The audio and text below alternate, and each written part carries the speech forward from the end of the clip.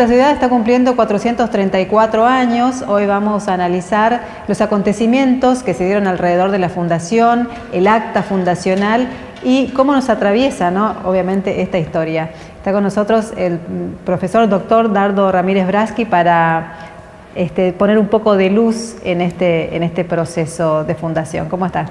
Hola, Constanza. Un gusto.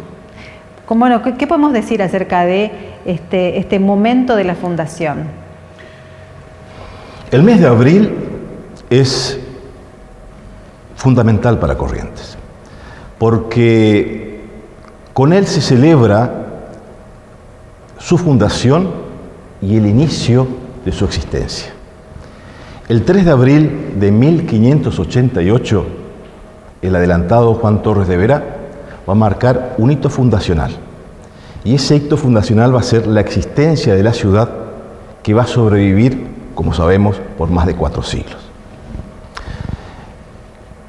El hito fundacional es un hito formal, protocolar, por el cual estaba perfectamente diagramado, pensado, por lo cual hubo toda una estructura pensada desde Asunción, desde España y desde las capitulaciones firmadas para fundar la ciudad de Corrientes.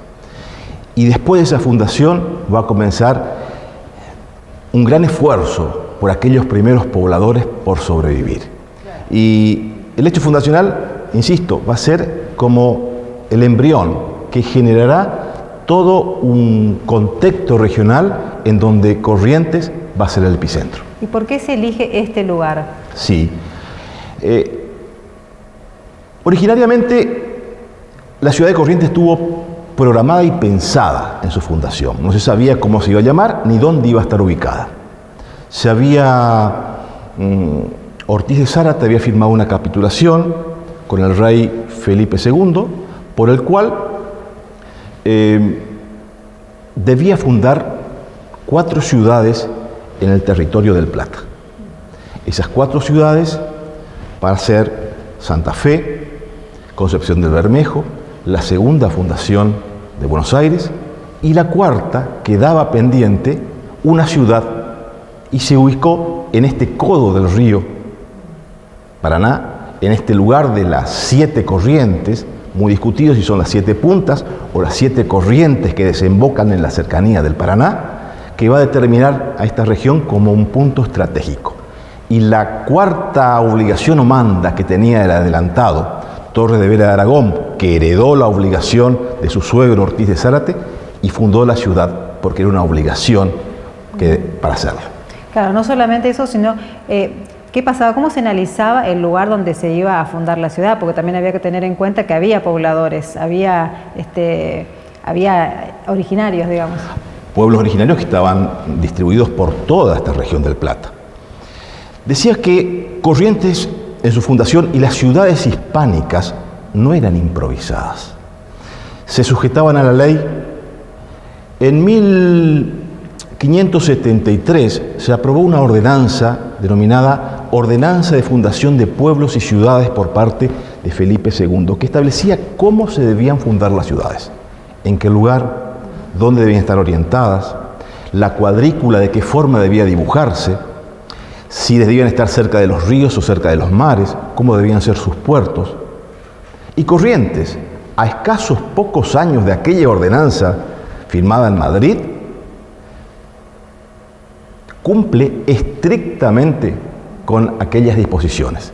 Lo que estamos viendo es que hay toda una acción muy programada, muy específica, muy protocolar, muy legal en este marco fundacional. Nuestras calles tan angostas de la ciudad no es capricho que sea así, estaban en aquellas ordenanzas que en las poblaciones de clima cálido las calles debían ser angostas y en los climas templados debían ser anchas. Este era el Código de Indias, ¿no? Sí, después formó parte de la recopilación de Indias, pero originariamente era una ordenanza específicamente firmada por Felipe II. Estaba todo ordenado, hasta cómo debían estar orientadas las calles y la ubicación de los lugares más importantes de la ciudad.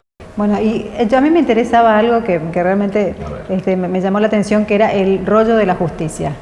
Ah, sí. ¿De qué se trata esto? El rollo de la justicia es simbólico. Forma parte del simbolismo de la posesión del espacio territorial. Cuando el adelantado o el fundador hace el acto protocolar de fundar, planta un tronco en el cual pega, o mejor dicho, lo estampa con un puñal, un pergamino que simboliza el poder del rey.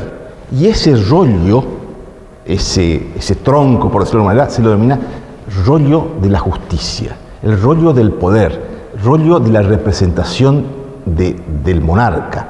Y ante ese rollo de la justicia se producen los primeros juramentos y el propio juramento y el acto protocolar con su espada en mano por parte del fundador.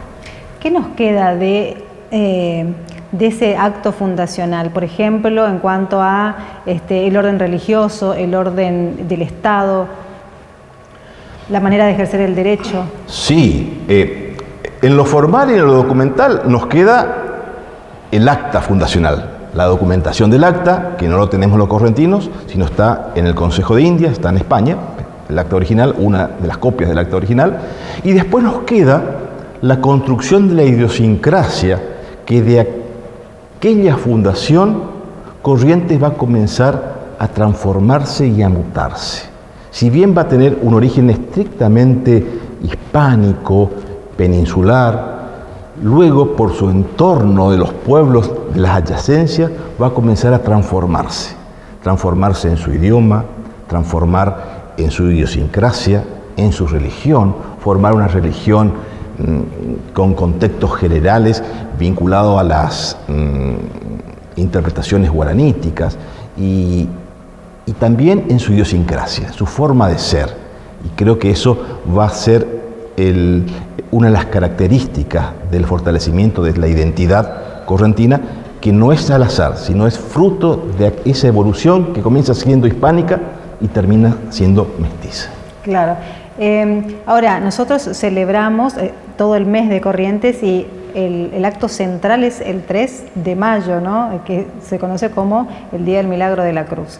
¿Qué lectura tiene eso? Sí, a los pocos días después del acto fundacional ocurrió una refriega entre aborígenes y asunceños españoles, en el cual en las adyacencias del fortín estaba una cruz, un madero, en donde en el ataque, según la tradición, se intentó ser quemada, pero no prendió fuego. Esto, atento a la fortísima idiosincrasia religiosa del hispano, que al no poder explicar las cuestiones físicas con leyes físicas propiamente dicho, encuentra una explicación con la trascendencia, con la fe, y le da a ese contexto la idea de milagro. La idea de milagro que tiene que ver con la connotación de la fe. Este acontecimiento que ocurrió no está registrado en los documentos, pero sí en la tradición oral, se va a instalar con el tiempo el 3 de mayo. ¿Pero por qué? A principios del siglo XIX, el obispo de Buenos Aires, cuya jurisdicción eclesiástica de Corrientes dependía, Benito Lué y Riega, muy a principios del siglo XIX, establece que esta conmemoración de la Cruz de los Milagros en Corrientes se la pase para el 3 de mayo. El 3 de mayo es la fecha que la Iglesia Católica conmemora como el Día de la Cruz. Fue cuando Helena, madre de Constantino, el emperador romano, fue a Jerusalén a buscar reliquias de Cristo. Y el 3 de mayo fue cuando encuentra la cruz de Cristo. Y ahí conmemora la Iglesia como el Día de la Cruz.